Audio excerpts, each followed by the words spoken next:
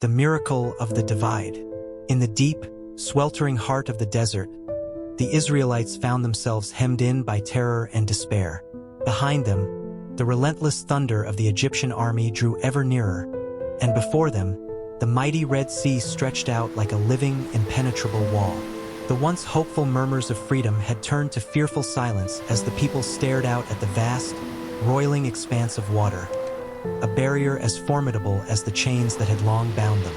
At the water's edge stood Moses, a man transformed by divine purpose. His eyes, though lined with the fatigue of a long and arduous journey, burned with an inner light, a light kindled by the unwavering promise of God. In that moment, the weight of destiny pressed upon his shoulders, yet he remained unyielding, his faith a beacon amidst the chaos.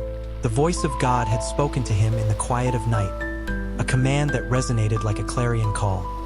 "Stretch out your hand over the sea and divide it, for I will drive the chariots of the Egyptians into the midst of it."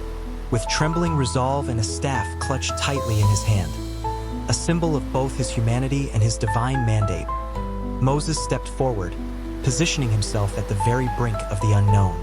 Then, as if stirred by an unseen power, a fierce east wind began to howl across the barren land. It surged with the intensity of a storm, whipping the sands into swirling eddies and churning the surface of the Red Sea.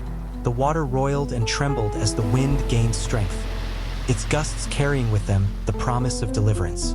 Moses lifted his staff high, and with a commanding voice that reverberated across the tumultuous expanse, he cried out to the heavens.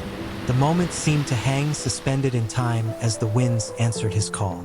With a force beyond mortal understanding, the turbulent waters split apart, retracting like a living curtain to reveal a dry, narrow path stretching across the bed of the sea.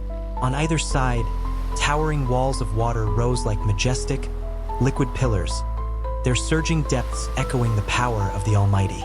The Israelites, who had watched in disbelief, now found themselves witnessing a miracle that defied the very laws of nature. Their hearts, once heavy with despair, swelled with hope as they began to cross over the newly formed passage, a passage forged by divine intervention and the steadfast courage of one man.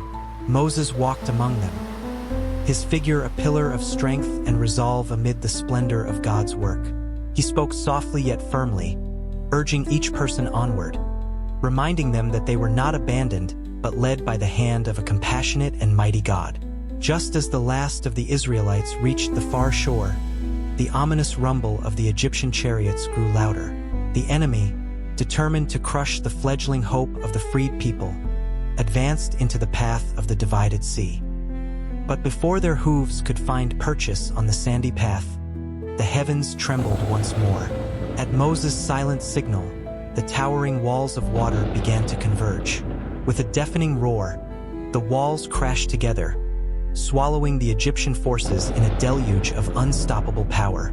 The once mighty army was engulfed by the very sea they had hoped to command, their cries lost beneath the relentless surge of the returned waters. In that singular moment, the Red Sea bore witness to the triumph of faith over fear, of divine justice over human tyranny.